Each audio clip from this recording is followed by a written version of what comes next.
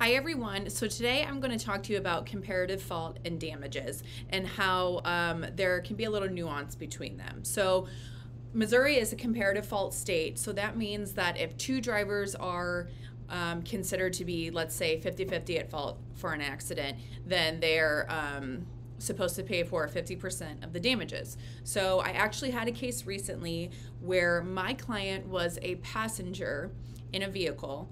Okay, and that vehicle was in an accident, and it was deemed that there were some fault issues between whether the driver of the vehicle my client was a passenger and was in fault or the other vehicle. So that being said, my client's damages were high because she got pretty hurt. So even if it's 50-50% fault, you have to consider the damages. So if I put this in front of a jury and say, okay, she has $300,000 worth of damages, and the jury agrees with me, they can award that $300,000. But say that each insurance policy only has $100.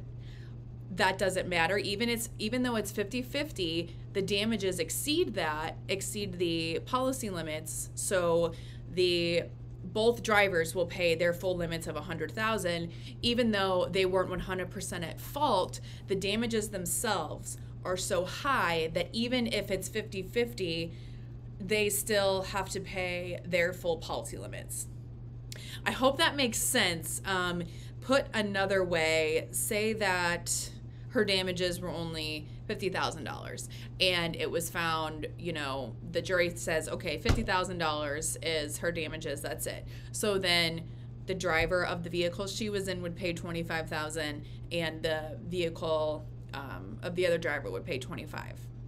But in this case, and specifically in our situation, thankfully we didn't have to go to trial, but each vehicle had a $100,000 policy. Now remember, that would never come in at trial either, the amount of the insurance limits, but for just the sake of this discussion, so her damages were pretty high, and even though they were splitting the fault, they ended up each paying the full amount of their policy because the damages exceeded it. Hope that makes sense. If not, I am always happy to take questions. You can leave it in the comments or just call me and ask. I'm happy to chat.